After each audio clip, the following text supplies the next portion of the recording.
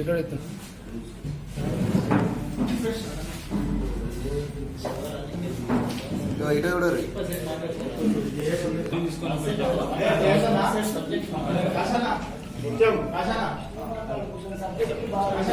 మిత్రులందరికీ కోరినామ సంవత్సర శుభాకాంక్షలు తెలుపుతూ మొన్నటి రోజున గౌరవ బీసీ ముఖ్యమంత్రి మరియు రవాణా శాఖ మంత్రి అయినటువంటి పొన్నం ప్రభాకర్ గారిపై విమర్శలు గుప్పిస్తూ చేసినటువంటి విమర్శలు వారి విజ్ఞతకే వదిలేస్తున్నాము. వారు ఇక్కడికి వచ్చి సమస్యల పరిష్కారం నిమిత్తమే వచ్చి మాట్లాడడం జరిగింది. ఎవరో స్పందిస్తే వారి స్పందనపై ఆగమేఘాల మీద వచ్చి ఉండడం సరైనటువంటి విషయం కాదు. ఎవరో చెప్తేనే రావాల్సినంత పని ప్రస్తుతానికి అటువంటి పరిస్థితులు ఏం లేవు. కాంగ్రెస్ ప్రభుత్వం ఎప్పుడు కానీ బీసీ, ఎస్సీ, ఎస్టీ, మైనార్టీ సంక్షేమాల కొరకే ప్రయత్నిస్తుంది.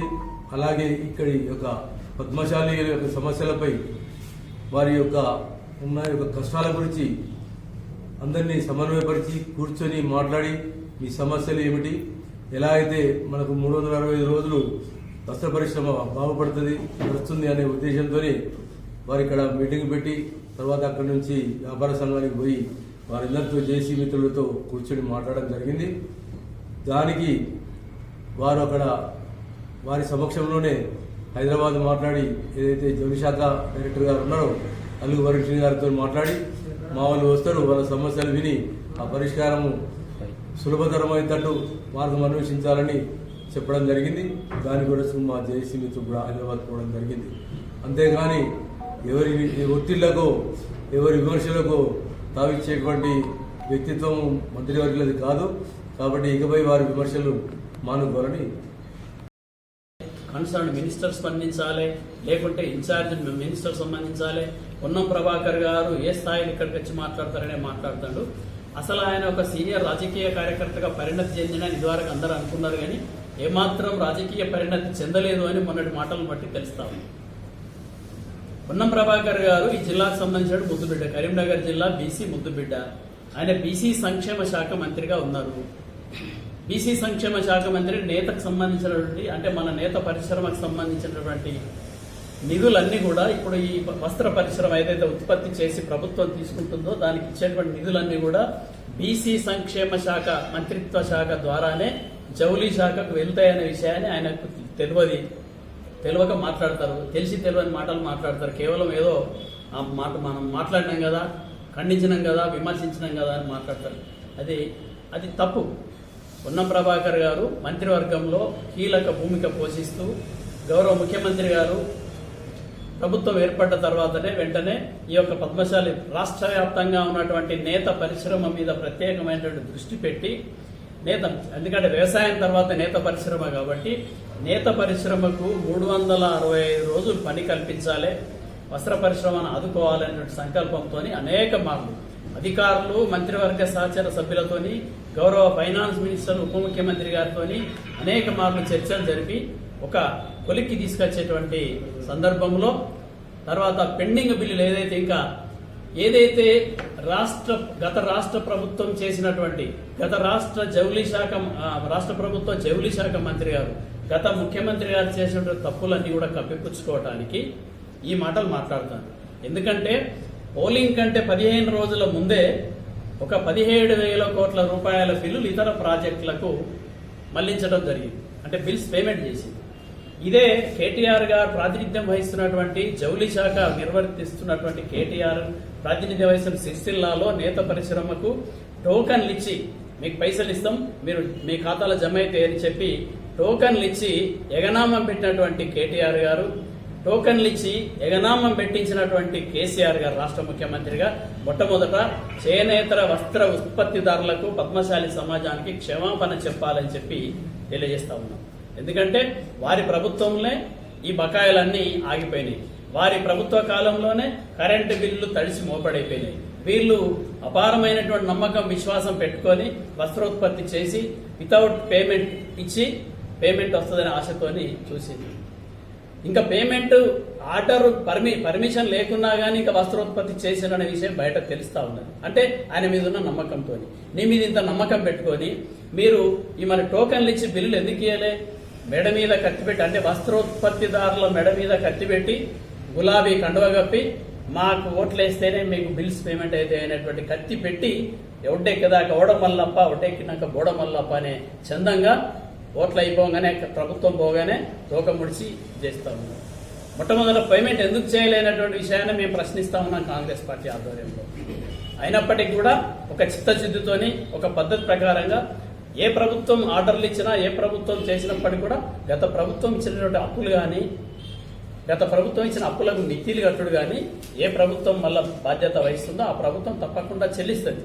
ఆ చెల్లించడానికి ఖజానా మొత్తం ఖాళీ చేసి వట్టి ఖజానా వట్టి ఖాళీ సందుకులు ఖాళీ డబ్బాలు అప్పచెప్పిపోయినటువంటి ఈ ప్రభుత్వం చేసినటువంటి నిర్వాహకంతో మళ్ళీ ఆర్థికంగా పరిస్థితిని ఈ రాష్ట్రంలో మరి మెల్లమెల్లగా సర్దుబాటు చేసుకుంటూ వీళ్ళ పేమెంట్ తప్పకుండా చేస్తామనేటువంటి దాంట్లో పలుమార్లు మన ఇక్కడ ఉత్పత్తిదారుల సంఘం తరఫున అందరూ కూడా పలుమార్లు గౌరవ బీసీ శాఖ మంత్రి గారి దగ్గరికి, గౌరవ మన చేనేత జౌళి శాఖ మంత్రి గారి దగ్గరికి, గౌరవ మన ఇక్కడ ఉన్నటువంటి విప్ ఆది శ్రీనివాస్ గారిని తీసుకొని, మన ప్రాతినిధ్యం వహిస్తున్న కాంగ్రెస్ పార్టీ ఇన్ఛార్జ్ మహేందర్ రెడ్డి గారిని తీసుకొని అనేక మార్లు వీళ్ళు మనం ప్రతినిధులంతా కూడా హైదరాబాద్ వెళ్లి మాట్లాడి రావడం జరిగింది. మాట్లాడినటువంటి క్రమంలోనే పొన్నం ప్రభాకర్ అయితే అవుతుందా, ముఖ్యమంత్రి స్వయంగా చెప్పాలి, మంత్రి స్వయంగా చెప్పాలి అనేటువంటి మాటలు మాట్లాడు.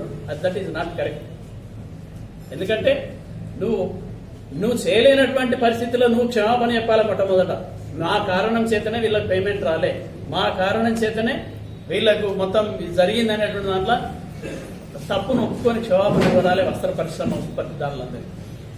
ఇక అది కాక ముఖ్యమంత్రి స్వయంగా చెప్పాలి, ఆయన ఎవరు చెప్పేందుకు జౌళి శాఖ మంత్రి చెప్పాలి, ఇన్ఛార్జి మంత్రి చెప్పాలి. అనేక మార్లు మా వాళ్ళంతా జౌళి శాఖ మంత్రి గారిని అందరూ కూడా కలిసి మాట్లాడుతూ, మొన్న కూడా ప్రభాకర్ గారు వచ్చిన తర్వాత వాళ్ళ సమక్షంలోనే ఇప్పుడు ప్రకాష్ గారు చెప్పినట్టుగానే డైరెక్టర్ గారితో మాట్లాడి ఎన్నికల కోడ్ ఉన్నది కాబట్టి వీళ్ళ సమస్యలు విని ప్రభుత్వం చిత్తశుద్ధి ఉన్నది, సానుకూలంగా ఉన్నది మేడం, వీళ్ళ సమస్యలు విని ఈ పరిష్కార మార్గాన్ని చూపించాలి, చేయాలి అనేటువంటి దాంట్లో పొన్నం ప్రభాకర్ గారు ఆదేశించగానే వీళ్ళందరూ వెళ్ళి మేడం డైరెక్టర్ గారితో మాట్లాడి మరి సానుకూల వాతావరణంతో తిరిగి రావటం జరిగింది. ఈ రకంగా అంటే ఒక బీసీ వ్యక్తి అయి ఉండి ఆగయ్య గారు ఒక బీసీ సంక్షేమ శాఖ మంత్రి, ఈ జిల్లా ముద్దుబిడ్డ, ఒక బీసీ నాయకుడు, విద్యార్థి దశ నుంచి ఈ జిల్లాలో ఎదిగినటువంటి బిడ్డ పొన్నం ప్రభాకర్ గారి మంత్రిత్వ పద్ధతిని, అంటే వారు అవలంబిస్తున్నటువంటి శాఖను, వారు చేస్తున్నటువంటి పనులను మీరు శంకించినట్టుగా మేము భావిస్తా ఉన్నాం. ఎందుకంటే నువ్వు బీసీ వ్యతిరేకివి, ఎందుకంటే మీరు అగ్రవర్ణాల పాలనలో పనిచేసి మీకు అదే అలవాటు అయింది కాబట్టి ఒక బీసీ మంత్రిని ఓర్చుకునే, అంటే దాన్ని ఆస్వాదించేటువంటి పరిస్థితిలో లేరు అని చెప్పి సందర్భంగా చెప్తా ఉన్నాం. ఆయన ఎవరు మాట్లాడుతందుకు? పొన్నం ప్రభాకర్ గారు చెప్తా వచ్చిపోడు కాదు, ఆయారాం గయారాం ఇట్లా అనే మాటలు మాట్లాడకుండా మేము, మా ప్రభుత్వము, మా మంత్రివర్యులు, మా పార్టీ ఇన్ఛార్జ్, మా విప్, మా జౌళి శాఖ మంత్రి గారు, మా ఫైనాన్స్ మినిస్టర్ గారు, మా ఇన్ఛార్జ్ మినిస్టర్ ఉత్తమ్ కుమార్ రెడ్డి గారు, టోటల్ గౌరవ ముఖ్యమంత్రి గారి నేతృత్వంలో ఈ నేతలను ఆదుకోవడానికి, సంక్షేమాన్ని కొనసాగించడానికి చిత్తశుద్ధితో ఉన్నారనేటువంటి విషయంలో మొన్న మా వాళ్ళందరూ కలిసి మేడం డైరెక్టర్ గారి దగ్గరికి వెళ్లి రావడం జరిగింది. అయితే మన ఆగయ్య గారికి ఎందుకంటే పొలిటికల్ పరిణితి చెందలేదు, బీసీలను ఓర్చుకునే పరిస్థితి లేరు, బీసీ నాయకత్వాన్ని స్వీకరించే పరిస్థితులు లేరని అర్థమైంది కాబట్టి ఒక బీసీ వ్యతిరేకగా మారకు అని చెప్పి ఈ సందర్భంగా వారికి హెచ్చరిక చేస్తా ఉన్నాం. అంటే పేపర్లలో వచ్చింది, అన్ని పేపర్లలో ఇవ్వాలి. అందరికీ మిత్రులందరికీ నమస్కారం. ఏదైతే తోట ఆగయ్య గారు బీఆర్ఎస్ జిల్లా అధ్యక్షులు గారు మాట్లాడినటువంటి వ్యాఖ్యలు సరి అయినవి కావు. పొన్నం ప్రభాకర్ గారి మీద సమస్య పరిష్కారం కోసం కృషి చేస్తున్నటువంటి పొన్నం ప్రభాకర్ గారి మీద మాట్లాడడం ఆయన తగింది కాదు. ఈ యొక్క వస్త్ర పరిశ్రమను ఈ సమస్య ఇట్లాగే ఉండాలి అనేటువంటి అనుకుంటున్నట్టు ఉద్దేశంగా ఉంటుంది. దయచేసి మరొకసారి ఈ సమస్యల వస్త్ర పరిశ్రమ ఈ విధంగా కావడానికి గత ప్రభుత్వం అసలు వారు దీని గురించి మాట్లాడవలసిన అవసరం కూడా లేదు. ఇప్పుడు వచ్చినటువంటి ప్రభుత్వం ఈ సమస్యను పూర్తి స్థాయిలో పరిష్కరించడానికి ఒక మంచి కార్యక్రమం తీసుకోవడం జరుగుతుంది. అందులో భాగంగానే పొన్నం ప్రభాకర్ గారు, ఆది శ్రీనివాస్ గారు మా యొక్క జేఏసీకి వచ్చి వారు చాలా విషయాలు అన్ని కూలంకషంగా చర్చించి ప్రభుత్వం ఆదుకుంటుంది, మీరు ఎలాంటి ఆందోళన చెందవలసిన అవసరం లేదు, మీరు అన్ని లూమ్స్ అన్ని కూడా పరిశ్రమను రన్ చేయండి అని చెప్పిన తర్వాతనే మేము రన్ చేయడం జరిగింది.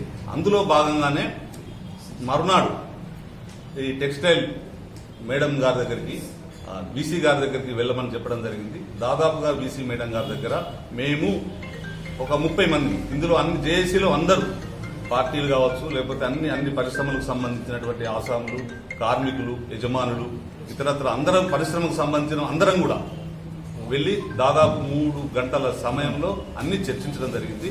ప్రభుత్వ ఆర్డర్లు కూడా ఇవ్వడానికి మేడం తయారీ ఉంది. పోతే ప్రభుత్వ ఆర్డర్లే కాకుండా ప్రైవేటుగా నడిచే విధంగా పవర్ లూమ్స్ ఏదైతుందో సిరిసిల్లాలో అన్ని మొత్తం ఒక క్లస్టర్ లాగా ఒక సిస్టమ్ తీసుకుంటే సంవత్సరానికి 40 కోట్ల మీటర్ల బట్ట ఉత్పత్తి అవుతుంది. 40 కోట్ల మీటర్ల బట్ట ఉత్పత్తి మీరు రన్ చేసే విధంగా, నడిచే విధంగా ఏమేమి కార్యక్రమం చేయాలి, ఎట్లా ఉండాలి, ఏమైతే మీరు నడుస్తాయని చెప్పేసి మాతో చర్చించడం జరిగింది. దానికి మేము కొన్ని విజ్ఞప్తులు చేశాము. ప్రైవేట్ దానికి కొంత సబ్సిడీ ఇస్తే బాగుంటుంది, ఆర్డర్లతో పాటు అని చెప్పానంటే ఆమె సానుకూలంగా స్పందించి ఇది తప్పనిసరిగా చేద్దామని చెప్పింది. అలాగే అక్కడ సమావేశమైన తర్వాత మేము ఇటు విషయాలని కరీంనగర్ వచ్చి పొన్నం ప్రభాకర్ గారితో చెప్పడం జరిగింది. వారు కూడా ఈ చెప్పిన విషయాలను వారు చెప్పిన తర్వాత సరే తప్పనిసరిగా చేద్దాము, ప్రభుత్వంతో చర్చించి తప్పనిసరిగా మొత్తం పరిశ్రమ నడిచే విధంగా కృషి చేస్తానని చెప్పడం జరిగింది. పెండింగ్ బకాయిలు దాదాపు 100 నుంచి 150 కోట్లు ఈ 2-3 రోజులు వేయడానికి వారు ఆల్రెడీ సిద్ధమైనారు. కాకపోతే బ్యాంకులు బంద్, ఈ 3-4 రోజుల నుంచి రంజాన్ రావడం బంద్, శ్రీరామ నవమి లోపల బకాయిలు పెండింగ్ బకాయిలు చెల్లించడానికి వాళ్ళు కార్యాచరణ రూపొందిస్తున్నారు. తప్పనిసరి వస్తే దయచేసి తోట ఆగయ్య గారు కానీ, బీఆర్ఎస్ నాయకులు కానీ, ఇతరత్ర పార్టీ నాయకులు కానీ వాళ్ళు చేసింది ఏమీ లేదు. బీజేపీ ప్రభుత్వం అయితే వాళ్ళు ఆల్రెడీ బండలేస్తా ఉన్నారు. పరిశ్రమకు సంబంధించినటువంటి చాలా కార్యక్రమాలు, తోడ్పాటుకు అయ్యేటువంటి కార్యక్రమాలు రద్దు చేసింది. వారు ఆ దిశగా ఆలోచించాలి అక్కడ నుంచి వెళ్ళి తోడ్పాటు కోసం.